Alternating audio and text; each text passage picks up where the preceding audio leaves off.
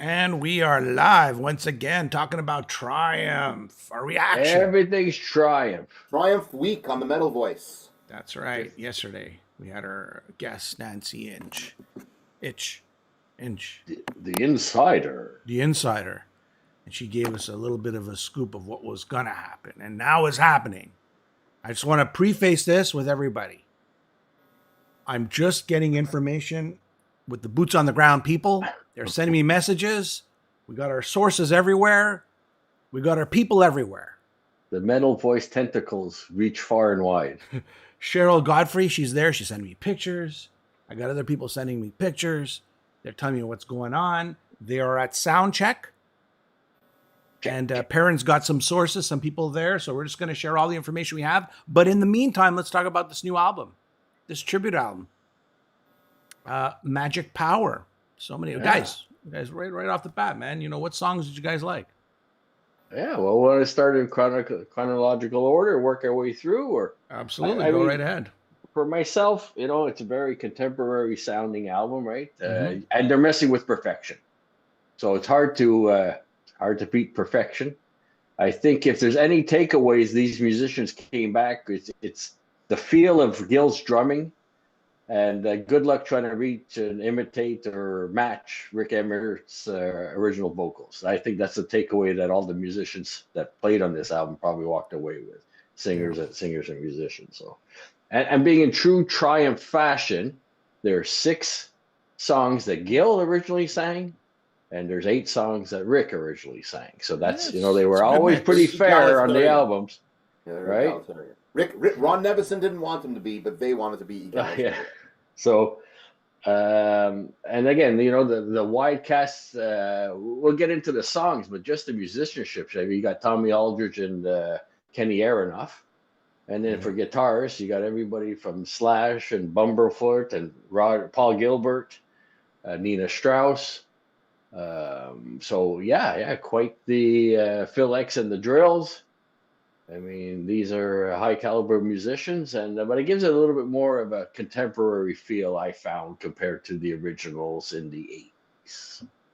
We should mention Mike Klink does a fabulous job on the production. And he's been doing this, he's been working on this since 2020, since COVID, right? I have to say, my expectations of any album like this are pretty low. Like, there was a time, like 10, 15 years ago, where we were just getting tribute albums up the wazoo, and it just totally turned me off to them.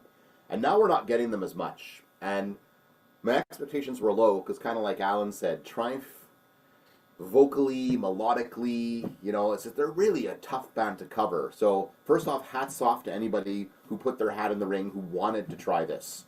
And then covers in general are tricky because if you play it too straight, you get criticized. If you go too far off the beaten path, you get criticized. And sometimes you're in a no-win situation. And I thought a lot of the material on here, you know, went either true to form or off the beaten path. But, you know, people tried to make things their own. And like I said, I had low expectations of the record. I thought the first singles were so-so. But I have to say, I put this on this morning, and I was like, whoa, that's a surprise. Whoa! That's a surprise. Whoa! Right up the wazoo. Yeah, I mean, again, we'll go track by track. There was one. Yeah, let's go track by track. That's the way I think the way to do it, Perrin. I agree. Guys, a quick wait a second. I'm getting some information. Breaking news. I'm just going to interrupt you. I'm gonna show some pictures. That we've got. Some photos. I'm going to bring it on the screen. While you're doing that, I can give you some insider information that I have. All right, hold on a second. Let me just get this ready here. I just lost track of everything. Hold on. Okay, here we go. Oh, no, that's not it. Hold on. Getting the pictures ready. Let me know when you want scoop. I'm going to show you guys what the stage looks like. I don't know, Alan, if you have your YouTube on there or not. This is Cheryl. She just sent me this. She's center stage. You can see that. Oh, yeah. Can you guys see this? There's 2 drum kits. I see some Marshall stacks there. This is what it looks like. We see a security guard. He looks big security. You know, there's security everywhere. He doesn't look like he's packing heat, though. He does not look like he's packing heat. Also, I heard a snippet of Lay It on the Line. Yep, it's confirmed. Snippet of Lay It on the Line at sound check. and there was a lot of those Rick Emmett back vocals, backtracks. I mean, it's a big harmony song, right? So There's a massive harmony. You want what a reliable source is saying Yes. about set list and who's doing let's what? go. You heard Let's it go. here first. Okay, so Yeah. a reliable source says the set list will Yeah. be Magic Power. Yes. Phil X will be on lead vocals. Yes. Fight the Good Fight. Todd Kearns will be on lead vocals. And then Interesting. And then for Late on the Line, Rick will do the lead vocals, but Todd will be helping with some of the higher stuff. And apparently they're going to be tuning down half a step to do most of these songs. So, It won't Look. be it's Phil X and the Drills, but it'll be Todd and Monkey Wrench. Yeah. To hit those high notes. Yep. Perrin didn't, I think you didn't get that one there. So It's a squeeze. You know what I mean? It's like a Get a squeeze. squeage, get it It's a in those high squeeze to get notes. the high notes. Unix. it's a vice script or something like that. The vice script. There we go. Yeah. So and again, I thought it would go this way. Once they didn't just add one guy to replace Mike Levine, once they pretty much added a band, right? They added Phil X, who plays guitar and sings. They added Todd Kearns, who plays bass and sings. Yeah. And they added Brent Fitz, who plays drums, plays keys, and can sing a little bit too. So they've added kind of like a whole backing group to replace Mike Levine. And, let's be honest, guys, right? So we love our Triumph guys.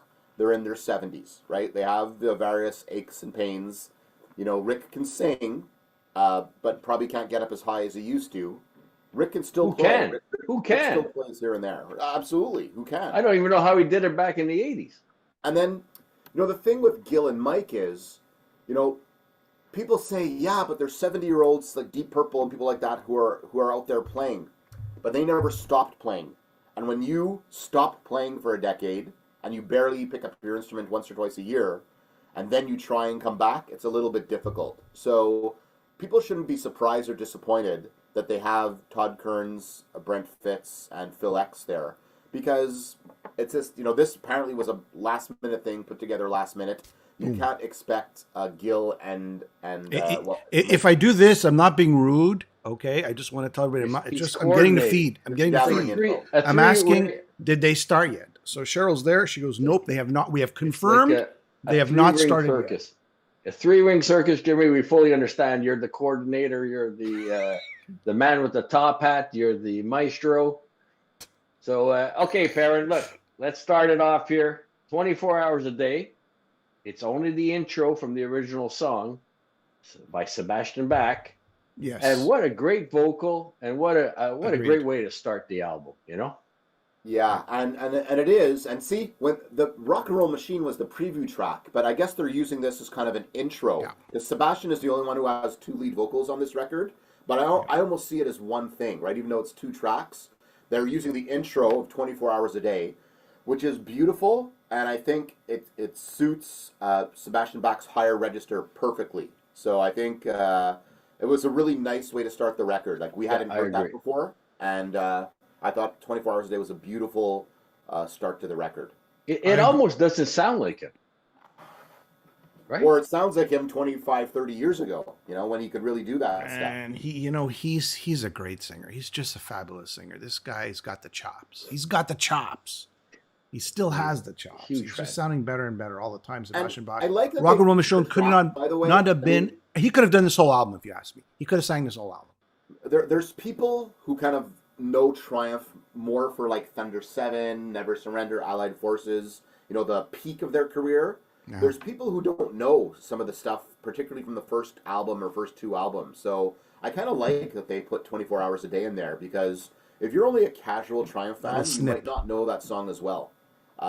And I think just doing the intro was a good idea, because it is the intro and the rest of the song are very different. Yeah. Yeah, guys, I'm going to share another picture. I got another picture. Another picture. Incoming. Now, this is a picture. I like to think. I'm not sure who sent this to me. It was somebody said this is the rehearsal. You can see a picture of, you see Phil X there, Paisan. You see Rick Emmett. You see Gilmore on drums. Fritz or Fitz? Alan? Is it Fritz? Brent? Fitz. And you see Todd Kern there, and he's singing and screaming. So we got a rehearsal picture right there. Nobody else has. Look at that. There we Beautiful. go. Beautiful. We snuck in. Somebody snuck in. Yeah, yeah. All right, so now this has been released for a while. Rock and Roll Machine, a release sung by Gil, right? Yeah. And this has been out for a while. I love Bumblefoot's guitar work. Oh yeah, it's really good. But Sebastian Bach, I was expecting he does a great job. But I was expecting him to, like in the documentary, he went crazy in the documentary. He's singing along to the album. Yeah. And this, where's the fire, man? There's no fire on this one. It's a little produced, this one, and you can tell there's some auto-tune there also. Like I would say there's times on the record where you can tell that Mike Klink kind of cleaned it up a little bit, and it feels like Rock and Roll Machine was one of those where it got a little technical enhancement, and you can kind of hear a little computery tinge in the voice. And I have to say, Rock and Roll Machine made more sense with 24 Hours a Day and Rock and Roll Machine kind of one into the other. I liked it as the first single, but I wasn't blown away. Like I said to you guys, I loved it, guys. I don't know. I'm not on the same page as you. I loved it. No, you're not on the same page. It Go back to coordinating. It fit perfectly. Sorry, guys. Let's shut my mouth here. I would say good, not great. Because great is coming. I would say good, not great. Yeah. I thought this is what I put the star. I put a little tick on this one. I go, this is great. I love it. We're not complaining. It's not bad. I thought towards the end too, he's gonna go for it. Sebastian's gonna rip it apart, and it just didn't. It never came. It never came. 2 nays, 1 yay. Okay, it's all right. It's okay. All right, this was a surprise. Magic Power with Joey Belladonna, and I mean, he was more into Journey before he joined Anthrax, right? Than heavy metal, and I think this proves that's where his voice is at these types of songs.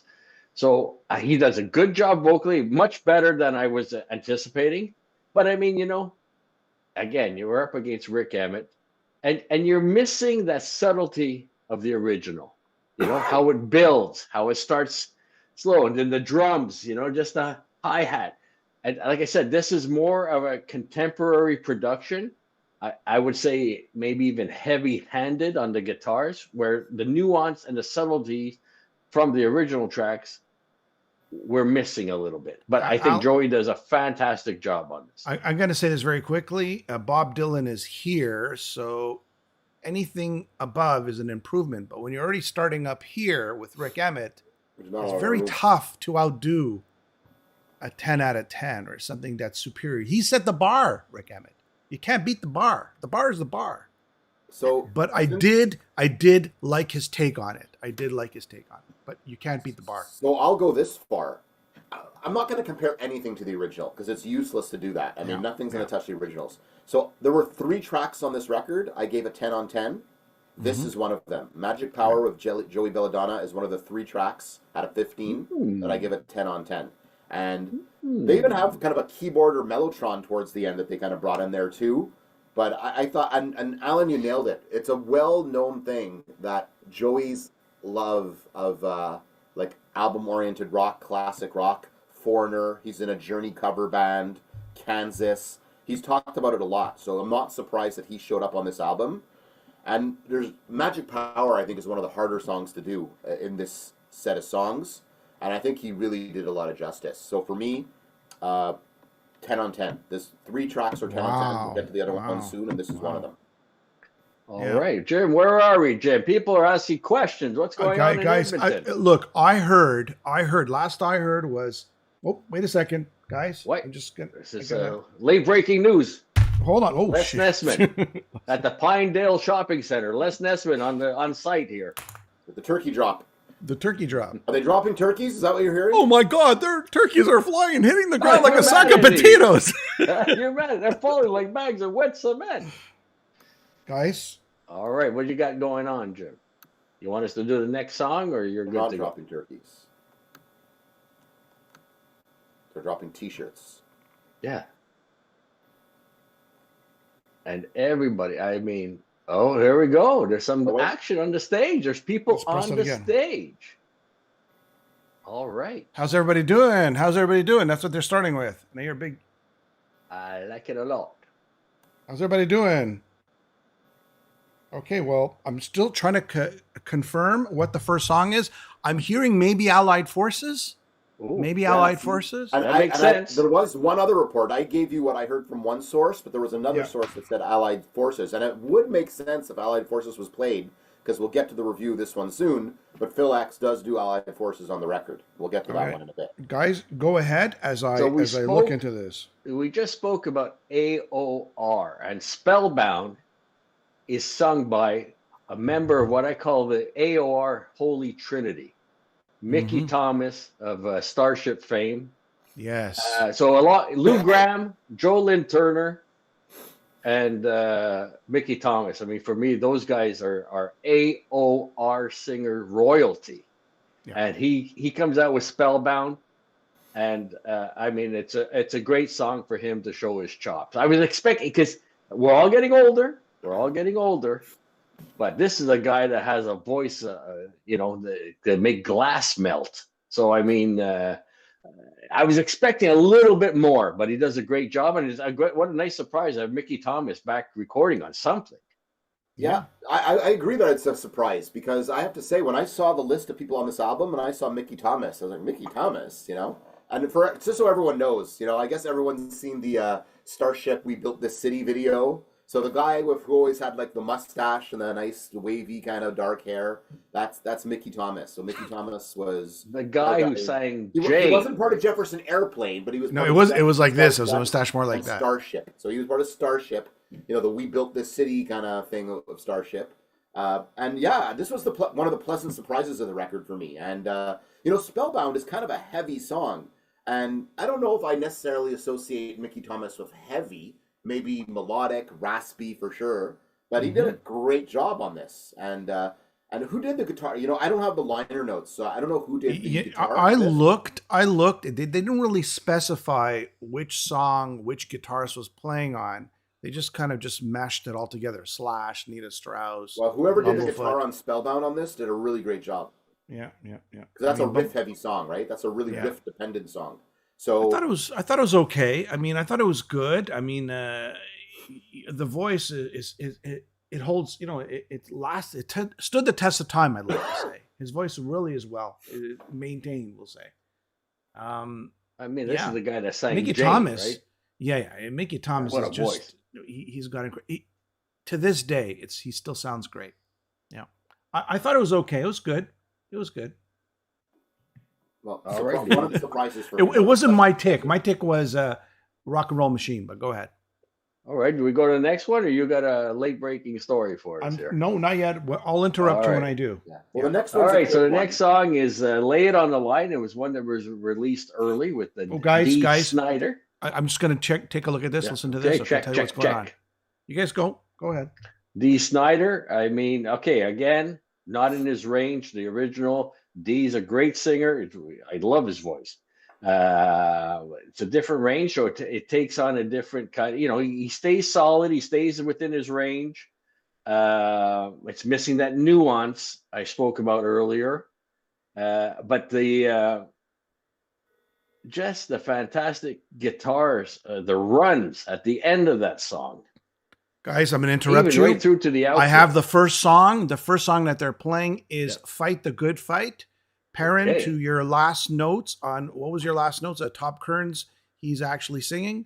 Yeah, it was going to be, my source said Magic Power would be Phil and Todd Kearns would be doing Fight the Good Fight. That's exactly what's happening right now. As you can see, Todd Kearns is singing. I'm actually listening to it as we speak. Sounds very good. Rick is just playing guitar there. I can't tell if Gil is playing drums. Yeah, there we go. There we go, guys. If you want to see what it looks like, that's the broadcast right there. That's live. And guys, I've seen a few fans say, who are Todd Kearns? Who's Brent Fitz? People know Phil X was in Triumph at one point. Guys, Todd Kearns is Canadian hard rock royalty. Right now, he and Brent are in Slash's band, and Slash can pretty much play with anyone he wants. They're in a Canadian cover band called Took, who do covers of Harlequin and Toronto and Prism and all that kind of stuff. A really, really cool Mitchell. band. Todd started out when he was young, before going to the States, in a band called Age of Electric that got a lot of play on Much Music back in the day. People might remember the song Ugly and, Remote Control. And so Todd is a really, really, really talented guy. He goes on the Kiss cruise every year and he plays with Bruce Kulick. So Todd and Brent Fitz, like, they have top-notch guys playing with them here. Do like this. There it is. That's Yeah. probably a lot better there. Like that. So Everybody I'll see that? finish up what Alan was going on about. That's okay. You could with, talk Dee as I'm Snider. showing this. D. I could show Snider it laid on the properly. line. Yeah, so I have to say, I didn't like... if I was doling out the songs for this one, I might have said D, maybe stay away from that. I won't comment too much on the music. The music is great, but D. Snider can't sing Lay It on the Line. When that came out as a second single, I was like, no. See, a Mickey Thomas type should have done Lay It on the Line. I think Lay It on the Line is the hardest song to sing that's on the tribute record. And when I think of Dee Snider, I think of a great frontman and a great delivery, but I don't think like Mickey Thomas level vocals. I don't think, I don't. Allied Forces. He would have done a great job at Allied Forces. This That's a is very one of good my point. least favorite songs on the record. Wow. Actually, least favorite performances on the record, because I love the song. I beg to differ. I think that Dee Snider, he did a really good job. He's got the gusto. He's got that he's got the voice. He definitely has the range. The power's still No, there. he doesn't. It might have been tuned down just a little bit. I can't really tell. Rick sings it a little higher. I liked it. I thought he did a great He job. has no high range. He has zero high range. Yeah.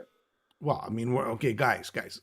Rick Emmett is the bar. You can't beat the bar, but you could be just a little bit below it.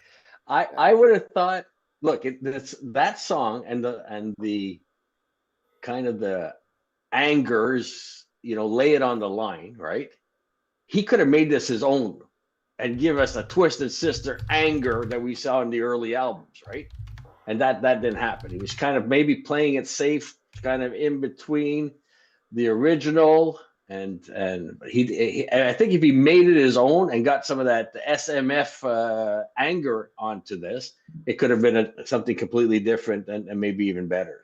I would have liked to see Dee do Rock and Roll Machine. I think something like that would have been more. Yeah. in his You know what, wheelhouse. Perrin? That's a very good point. You know what? It does suit him a lot more. Yes. Yeah. I think If Sebastian Bach could have done. You know Lay It those on the Line. games when you were a kid where you had to draw a line from the thing on the left to the thing on the right? If I was going to have the singers here and the songs there, I would do this differently. Are you talking about a Venn diagram? Is that a Venn diagram you were referring to? Machine, and I would just do it. I would map it out different.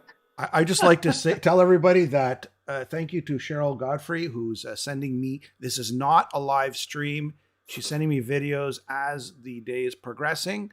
So I'm just showing the videos as I can on the screen. So just so everybody can have a look at it. Fight the Good Fight. For those of you joining in right now, Fight the Good Fight is the first song that they're playing.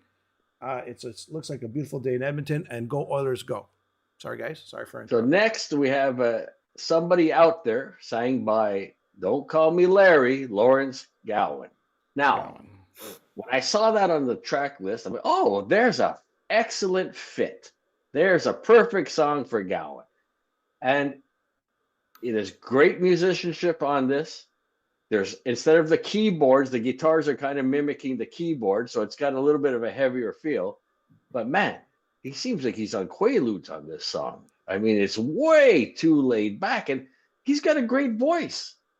And this would have been a perfect vehicle for him to show that great voice, but it's like kind of like a laid back, kind of cool, kind of thoroughly disappointed. I mean, if there's one song that fits the singer, it's definitely this one on this album, and I don't think it came off. Those are a lot of great points. I was thinking about that too. Yeah, I agree with So- everything you said. So when I saw the track list of the record like a month ago, and I saw Lawrence Gowan was doing Somebody's Out There, that this was one of the tracks that I said, I can't wait to hear this. Yeah. This is going to be interesting. So for the record, I'm a big Lawrence Gowan fan. I saw Lawrence solo live a couple years ago at a small place near me, and fantastic show. I go to Stick shows to see Lawrence Gowan. I think he's great. Nothing against Dennis DeYoung. I love Lawrence Gowan. Mm-hmm. So I was really looking forward to hearing this. And like you guys, I was disappointed. I thought this was going to be an opportunity, yes, to rearrange the song. And he could have done it in a very Gowan style. And I just think this is kind of, in between. And I agree with you that I think this, in the production, in the mix, they did something with his voice. They put it into a blender and just it didn't come out great, I could have seen him doing this a cappella on the piano and it would have been great. Oh, yeah. Wow. Now you're talking, Fair. We'll get to this after. There's another song on this record that was completely rearranged by the band that did it that works. But this is kind of half rearranged and it doesn't work. And this, I love Lawrence Gowan. I love Somebody's Out There. Love Chocolate and Peanut Butter. But some things just don't go together. And you don't like Reese's Pieces, you're telling me. But this is the song that's just kind of love Reese's disjointed Pieces on the record. Disjointed song. Yeah, I agree with everything you guys said. I have nothing else to say about it, but I agree. I want to like this one so much. That's exactly it. I wanted to like this. I thought he could pull this off, and it just kind of feels out of place. Like you walk into a bar and there's a cover band doing this song. This is the song. But it's a great song and a great, super multi-talented artist, but it just doesn't work. Just doesn't work. All right. All right. Never Surrender. Is this Never the Surrender? gem? Is this the Dean gem? Castronovo. You name it, right? Revolution Saints, Journey, and even Dead small Dead Daisies. So now here's a guy with a voice that can pull off Never Surrender. And I'm thinking it's the closest. It's one of two songs that is closest to the original, and this song is perfect for his voice. I think he does a fantastic job. I think the way they do everything, even speeding up at the end. Because this is one of the highlights for Rick, right? Never Surrender, and just the lyrics and everything. Yeah. And Dean does a great job. I think this is one of the strongest tracks on the album, personally. Home run. I have this. So I said I gave 3 10 on 10s. This is my second 10 on 10. And for me, this is the best song on the record. Who would have thought the best vocal performance on the record would be given by a drummer? But I think everyone knows that Dean is one of the best singing drummers out there. He chooses not to, but, and where he does a song or two when he plays live with Journey. But holy moly, that and to nail that jiving, hustling, what's that all about? That high line totally nails it. Like I listened to this several times today, and I'm just blown away every time I hear it. I don't see this version of Never Surrender ever coming off my playlist. Dare I say, this might be as good or better than the original, which is it's blasphemy. Stop! Blasphemy. This is major blasphemy. One of the best cover songs I have ever heard. One of the best cover versions of any song I have ever heard. You missed the Canuck accent on Inspiration Comes Hard. Dean's got a voice, man. He can do Journey. If he has done Journey. If there's anybody who can sing Rick Emmett, he's the guy, right? He's got to sing Rick Emmett is just not only have to have some sort of clarity in your voice, you have to have the range. That line that just goes high and higher, Javin, hustling, he does it incredibly. Yeah. He knows how to sing. He definitely knows how to sing, and he's got a gifted voice, and it suits him well. So it's a good match. I agree with you guys. Highlight of the record for me. We're all agreed. Hey, that's great. That's good. I still love Rock and Roll Machine, though. By the way, you guys and my all-time favorite interview on the Metal Voice was Dean and Doug when they were in the Dead Daisies in Montreal. That was I had so much fun, and that was one of my favorite interviews ever over the 10 years we've been doing this. 10, even more. 14, 15. There you go. I said over. All right, so now we go Hold On, and this was yesterday. We were questioned. Can't wait to hear our comments on Hold On by Jeff Keith, of course, Tesla fame. So it starts off, a little bit more soulful. He's in his wheelhouse.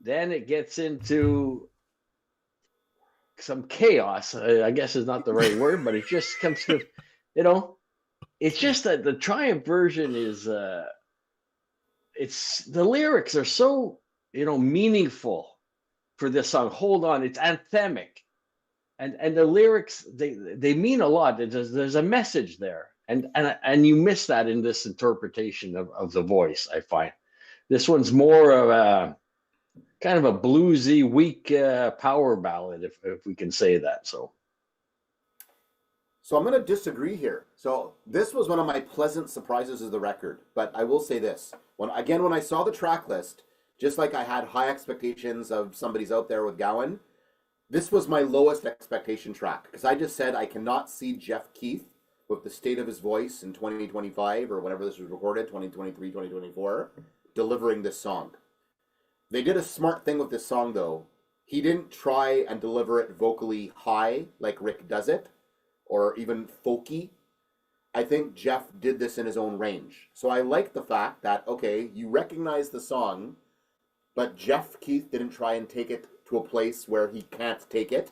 He just did it his own way, and it saved the song. So my expectation was low. This isn't one of the best songs on the record, but my expectation was low, and I would say he delivered medium, like better than I would have thought, because I also think this is one of the harder songs to sing, and I just don't think Jeff had it in him to sing it with the state of his voice now, and he probably did get a little bit of studio cleanup, but it's better than I thought it would be.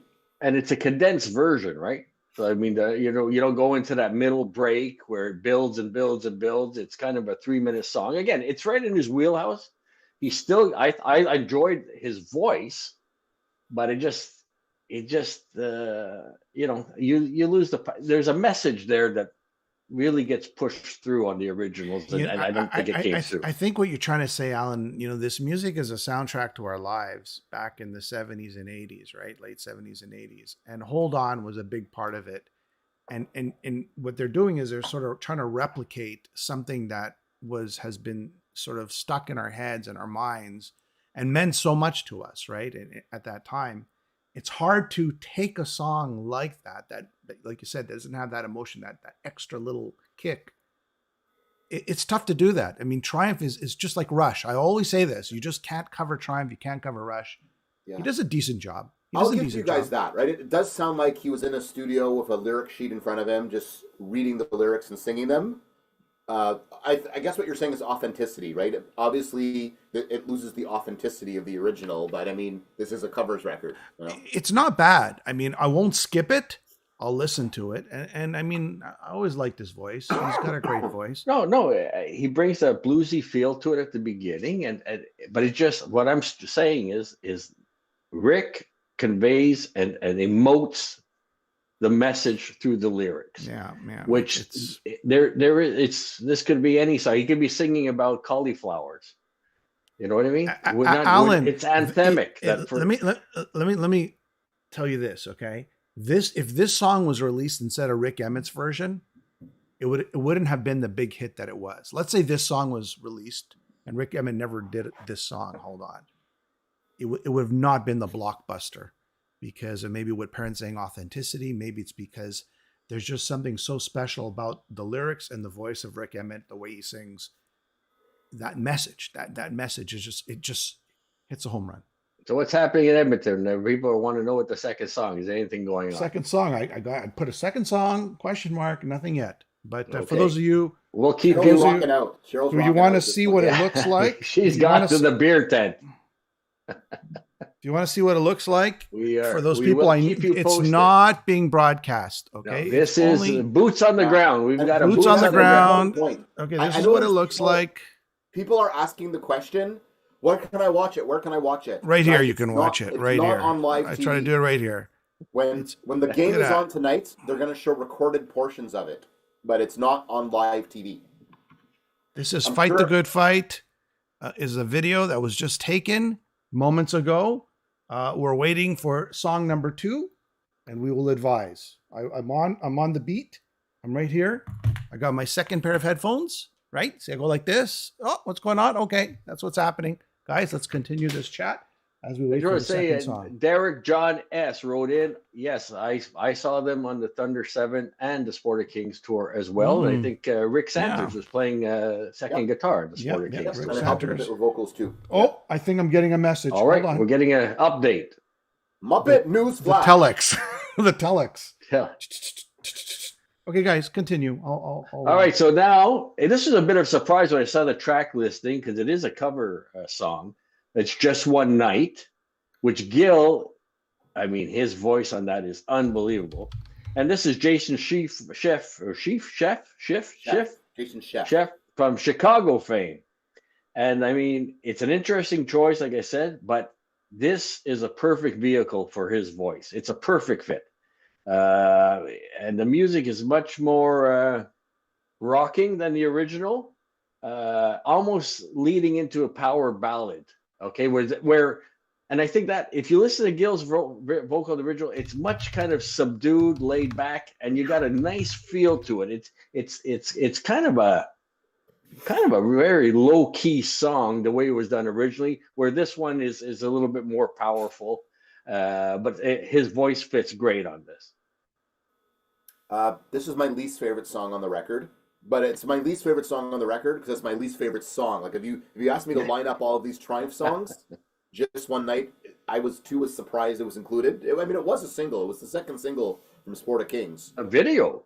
Yeah. I think if ever anyone was going to do this song, you might as well get the guy who replaced Peter Cetera in Chicago. It's the song has kind of a Chicago, hard to say I'm sorry kind of, feel, so yeah, they got the right. It's the right singer but it's coming. Like I didn't need a cover of Just One Night to exist. So it's okay. Like, by the way, even if I say it's the worst song on the album, for me the worst song on this record is like a 6 on 10. It's a really good record as far as cover records go, but I don't know if I needed a cover of Just One Night by the replacement singer of Chicago. I don't know if that needed to exist. I call this the favor song. You did him a favor. It was lukewarm. It was okay. I don't think I'd go out of my way to put this song on, but if it was playing in the background, I enjoy it. That's about it. Yeah. So whatever you guys said, I think I agree with. All right. So now the next song is actually probably the first song I ever heard from Triumph. It's I Live for the Weekend, one of my all-time faves. And we're Friday night, so it's very apropos. Yep. And this is, again, I think one of my favorites off the album. I mean, you've got Dorothy and Tyler Connolly from Theory of a Dead Man, or just Theory now, playing with Slash and Nita Strauss, right? And they got the slide guitar. It's got a really bluesy feel that the first, the original didn't have. It was a straight-on rocker. And this one, with the slide guitar, they just completely reinvented this song, and positively. I think this is a standout track on the album, and the guitar work is amazing. So this one is just below my 10 on 10. So this was probably my pleasant surprise of the record, because I'm familiar of Dorothy, but not that familiar. I'm familiar of Theory of a Dead Man, but not that familiar. Obviously, I'm very familiar of Nita Strauss and Slash. It's a rockin' song, and they did a rockin' version of it, but a different rockin' version of it. And obviously a female voice with a male voice, duet, playing off each other, great guitar work. This was like a pleasant surprise for me. So I really, hats off. It's probably the song I've listened to the least so far, because I'm a Gowan fan, so I wanted to hear Gowan. I wanted to go deep on that. There's, I really like Never Surrender so much. I listened to it many times. So I've only listened to this one once or twice, but I was really impressed. So I think this one's going to move up my list. But already it's starting for me as maybe the 5th best song in a 15. Oh, it's a great song. Yeah, I think I agree with everything you guys have said. A pleasant surprise for me, too. Listen, I grew up with I Live for the Weekend, and if somebody could dazzle me and do it another way or make it sound a bit different and cool at the same time, well, I'm all for that. And that's how they modernized it. It was actually kind of modernized, but in a good way. Yep. Yeah, and now you're talking about, like we just said, for myself, they reinvented I Live for the Weekend.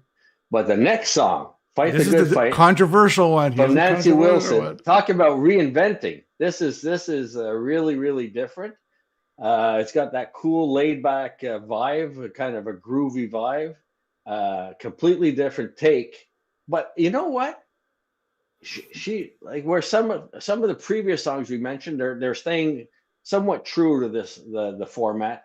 She did her own take. She made this song her own, and hats off to her. I mean, it's probably the most controversial or one of the most controversial, but hey, she tried something different, and I think it works. Remember how I said I wish Gowan would have just done a cappella on the piano for Somebody's Out There? When I saw the track list and I saw Nancy Wilson was doing this, I said this is going to be great because I envisioned her doing it on an acoustic guitar singing. That's how I envisioned this. And I love her vocal on it, but what kills it for me is that drum loop, that elevator music drum loop that she's singing over, and it just kills it for me. So, love Nancy, love the song, love the voice. This is just a good example of I don't like the arrangement that they did for the song. I would have rather it have been an acoustic version of the song. We can't divulge our sources, but we got boots on the ground in Edmonton. It looks like so Mike Levine is not there to sport a hockey shirt, but it looks like Todd Kearns has kept up the hockey shirt tradition, and I think he's wearing an Edmonton Oilers shirt. All right. And is Gil playing drums? So Gil is playing drums. And our security guard looks more awake than in that photo previously. I think the music woke him up. Well, the hockey shirt tradition lives. Yeah.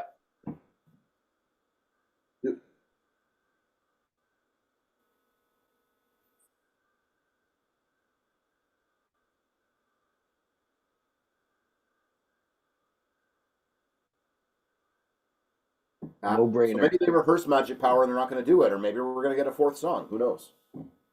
Maybe they have an encore ready. All right, look at this. I think they finished. They're putting their hands in the air. What's going this on? was only supposed to be about 15 minutes.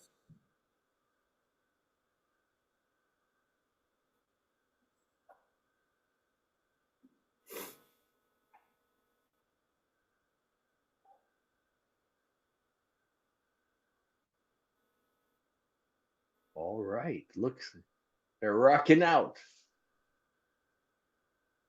Looks like they're rocking out. Yeah. Todd's headbanging.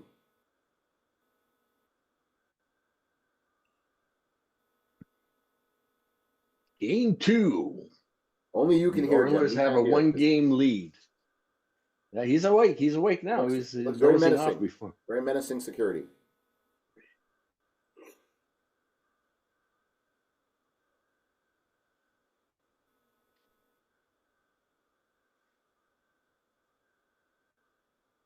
Look at this! Look at this! Hey, they have a second career happening because of not a bad crowd for something that was announced yesterday. There's it. No, this is Canada, man. We don't pack heat. He probably has a taser hidden under there or something. All right. Thanks for sharing, Jim. Yeah, so Jim, what do you think about Nancy Wilson? So we gave our thoughts on Nancy Wilson, and I just... Oh, my God. So he agrees with me.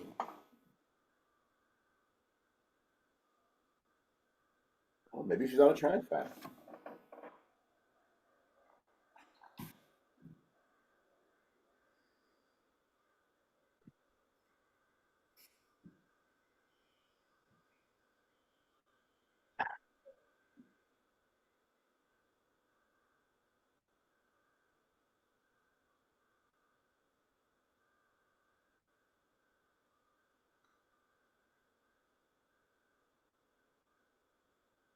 All right. Now we're going to another Gil song. Follow Your Heart with Jack Blades of Night Ranger and Damn Yankees fame. And Revolution of Saints as well, right? Yeah, sure.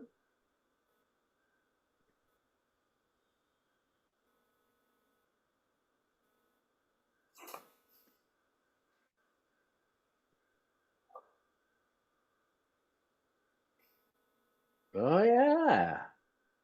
Rick's rocking the rocket. Big shout out to Cheryl.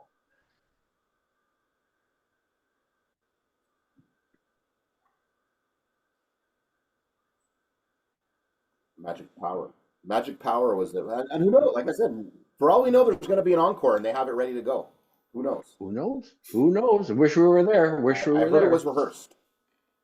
So we got "Follow Your Heart" is the next song. Very well done by Jack Blades. I found the guitars during the verses a little thin, but man, at the end, the outro, the guitar just rips. I don't know if it's Paul Gilbert or who's playing, but man, what a way to finish the song. And Jack does a great job. Right? It's, again, another hard song to duplicate. But I think it's a good job. He did a good job. Yep, I had my 3 10 on 10s, and I still haven't awarded my third one yet. But this was like a 9 on 10 for me. I was really, really happy with this version. I feel they kept true to the spirit of it being a rocking song, but did it a little bit in their own way. I consider Jack a very good vocalist. I always liked some of the stuff Kelly Keagy did in Night Ranger a bit more than Jack. But I guess Jack is the rocker, and this is a rockin' song, and Kelly did the sweet stuff. But this was really well delivered. This was really, really well executed. Doesn't stray too far from the original, but I don't want "Follow Your Heart" to be rearranged. I want it to rock, and it rocks. So really good job to Jack Blades and the guys who played on it. Apologies, my audio was off before. I know you guys could hear me, but everybody else couldn't. I just wanted to say Muzak. The last track was a Muzak track, and it's cool when you take one genre and they move it to another. That was We're talking about "Follow Your Heart" now for Jack Blades. I know, but that because my audio was off before. "Follow Your Heart." You know what the magic of that song originally was? Gil and Rick Emmett trading off, and that magic isn't there anymore. And that's what made it special. That's what made Thunder 7 so special. The trade-offs between the two lead singers, right? It was finally these guys are doing songs together and not apart. And once you remove that element from a song, it just completely changes the dynamic. Now, to me, it's just a cover song. And Fight the Good Fight, it changed genres. This one is just a weaker version of the original. Again, I wouldn't skip it. I would listen to it and I would enjoy it, but it's not as good as the original. It was okay. How's that? Yep. All right. All right. Another Gil song, "Allied Forces" with Phil X and the Drills. And man, they do this song proud. I mean, it's got everything. It's got the vocals, it's got the power, it's got the drums. And if I can just add, listening to "Allied Forces" "Follow Your Heart," Gil Moore had a way of playing drums that nobody on this album, and we got 2 heavy hitters. And Kenny Aronoff's played with everybody, including Tony Iommi, John Fogerty, John Mellencamp. I mean, he's played with everybody. Sammy Hagar now. Don't tell Jim. But it's this. There's a feel that Gil has that maybe a lot of these songs like, oh wow, that's a little too in your face. That's a little this. That's like this. But Gil had a feel and a touch that I don't think anybody can duplicate. It was perfect for Triumph and the original Triumph band. So I said I had 3 10 on 10s on this record. I already gave 1 to Joey Belladonna doing "Magic Power." I gave 1 to Dean Castronovo doing "Never Surrender." And my third 10 on 10 on the record out of 15 songs is Phil X and the Drills doing "Allied Forces." It kicks ass. Yeah. They kick ass. This is, some songs I said, oh, it'd be cool if they did a rearrangement. I didn't want a rearrangement on this song.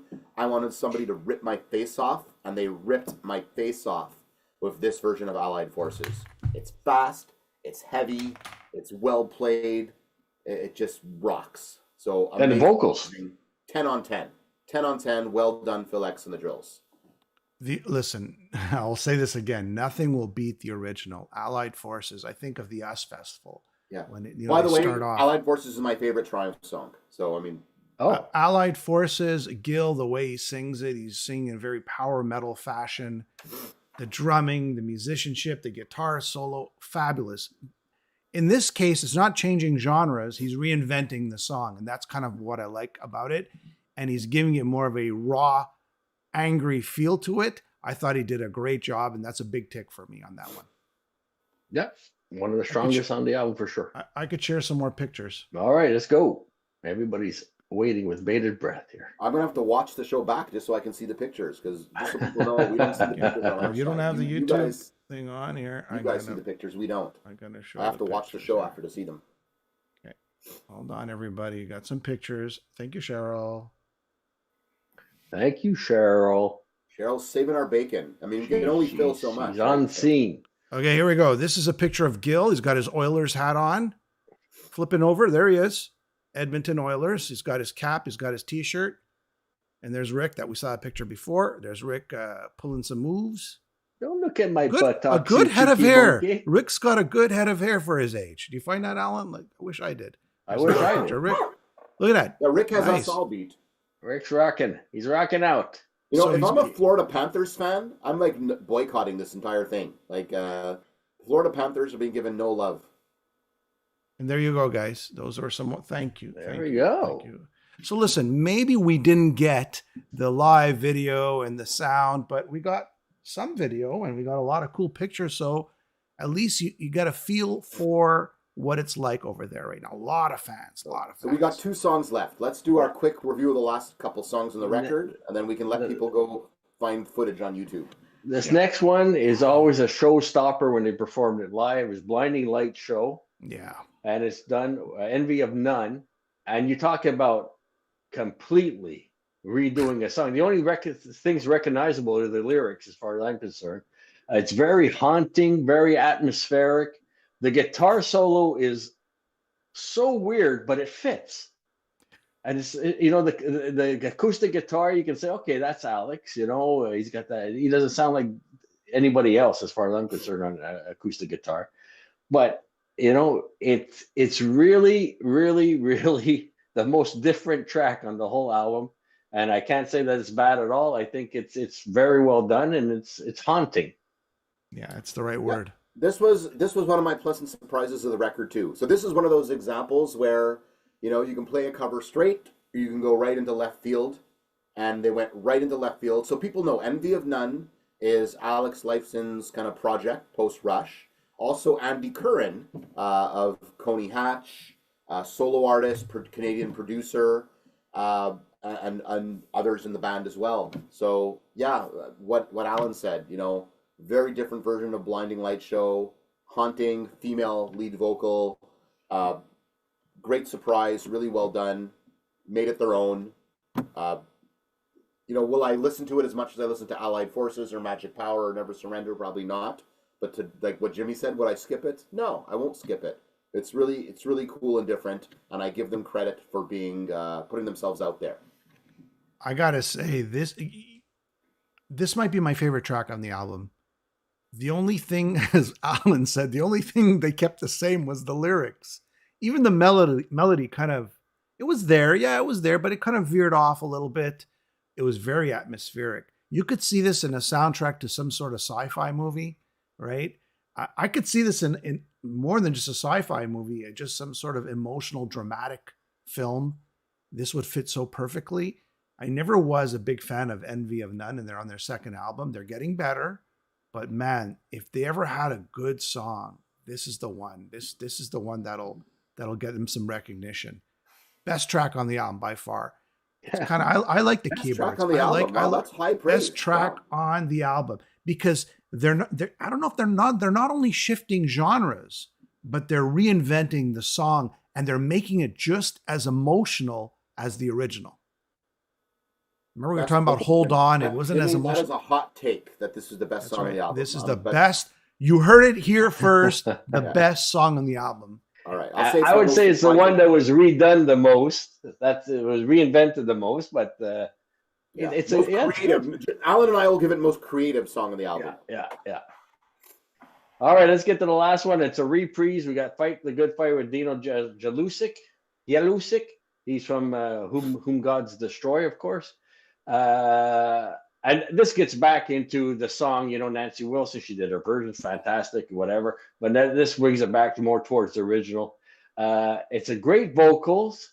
He's got a great voice, but it's a little bit more on the power metal side to start off with. And I think towards the end, he, you know, kind of, I don't want to use the word redeems himself, but he makes it much more of feeling, much more sentimental, and gets the message across more towards the end than the start of the song. And again, Fight the Good Fight, how it built originally on the original, none of that's here. It's more in your face. So Yeah, I can see why they did a second take on this song on the record, because for the guys like me who were saying, okay, the Nancy Wilson one is too out there, they had to give a straight version of Fight the Good Fight.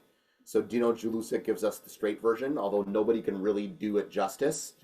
And Dino is like the power singer du jour out in metal, right? I mean, Whom Gods Destroy, but he was helping out Whitesnake, and apparently they're doing these Whitesnake Experience. Whitesnake without David Coverdale, and he's doing the vocals. He's been on a million tribute records and a million. He's kind of like Arnel Pineda in a way that, like, if you go on YouTube, you'll find all kinds of Dino Jelusic videos doing all kinds of great songs. And the guy can great sing. Voice. He's a hell of a singer. He's a hell of a singer. Yeah.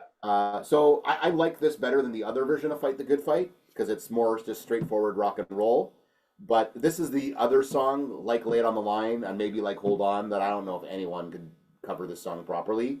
So it's good. It's good. I'll just say that. Not great. It's good. Rick Emmett's version of Fight the Good Fight, or Triumph's original version of it, it connects on if you have cancer and you're fighting the good fight, an emotional self sort of fight, individual fight. This is more like a revolution fight. This is more like, let's, seize the castle, the archers, fight the good fight. I agree. Some sort of, but he does a great job. Is it better than the original? No. Will I skip it? No, I'll listen to it, and I enjoyed it. So I'd give it sort of like a 7 or 8 there. Okay, guys. So summary now. I think it's a great album. I think people should go out and buy it. I think it's a good 8.5 out of 10. And even the spirit of Triumph lives on, even though they're a hard act to follow. But a lot of these songs, they're able to pull it off, and I think it's, like you said, it's very well produced, and the musicianship is really good. Like I said, I got turned off from cover records about 10 years ago. My favorite cover tribute record of all time is Black Sabbath's Nativity in Black, and I would say this is the second best cover record I've heard. So I would agree that's a solid 8 on 10. A lot of bold takes, a lot of playing it straight to form, a lot of great performances. I had low expectations when I heard the 3 singles, and then listening to the record today, I totally went from here to here. So excellent, excellent cover record. If you're a Triumph fan, this should be in your collection. If you're not a Triumph fan and you're looking for some way to kind of discover the songs, you might want to check this out. Yeah, great record. And, this is going to help Triumph music live further and further and further. So good job for everyone who put this together. You know what? Just us 3 reviewing this, we had different likes and dislikes. It appeals to a bigger audience, and everybody's got a different take on what songs they like and they don't like. And just because all 3 of us liked different songs and didn't like other songs, just that alone, it means it's a success. All 3 of us didn't say this sucks, this is terrible. We all found something in it that we liked, that we really, really like. So, absolutely, well put together album. I think the production is stellar, and I'm going to show everybody what's happening, what it looked like over there, just so everybody gets an idea of. Okay, we're going to leave everybody off with this. There is no stream on YouTube. There probably is now, maybe. But check in about an hour. Hopefully, you'll see some with every passing 15 minutes. There's going to be stuff on. I'm not one to play other people's music online. I don't think that's right and that's fair. I leave it for other people to do that, but I'm just giving you an idea of what it looks like. I think there's a crowd shot right after this, and there was a lot of people there. So there you go. Thank you everybody for tuning in for our review. Thank you everybody for an update of what happened in Edmonton and the reunion of Triumph. Look at that. Look at Cheryl. Thank Cheryl. Thank you, Cheryl. So it's amazing, guys, that we're talking about Triumph so much this week in 2025. Yeah, our Western Canada correspondent Cheryl sent us all of this. So, do you guys think they should do a tour with these? Rick is not going to do it. I mean, he's not getting on a bus or a plane or nothing. Look, Maybe Gil something. has talked about some kind of a Triumph experience touring. Mm-hmm. And I think everyone thought he meant technology, hologram. Look, maybe Brent Fitz, Todd Kearns, and Phil X are going to become Triumph 2.0, and they're going to tour the Triumph experience. I don't know. Watch this, everybody. Watch this. Look at this. I would go see it. If these guys are out there playing Triumph songs, I would go see them. Oh, for sure. Everybody. So, and obviously, it's not going to be an arena tour of these guys pretending to be Triumph, right? It's going to be a club kind of, or theater kind of tour, and I would go see it. Took. You know what? Let's plug Took. Took have an evening of Triumph there. How's that? That would Took suffice. does Triumph. Took with Fitz, Brent Fitz, Todd Kearns, who also played, like you mentioned, pairing with Slash. What other bands did they play in? Yeah. Well, look, Brent Fitz was in Union with Bruce Kulick back in the day. Todd Kearns was with Slash, Age of Electric. Didn't he sing for Red Dragon Cartel for Jakey Lee? Yes, it was. Yes, you're right. Yes.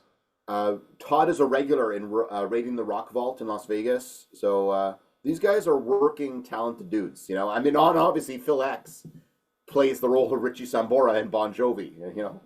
When they're on tour. He's a great voice. We didn't talk about his voice in Allied Forces, but man, can he sing? He can sing. He's Greek. This is why. Greek, my friend. He's Greek. All right, guys. Okay, guys. Thank you for watching.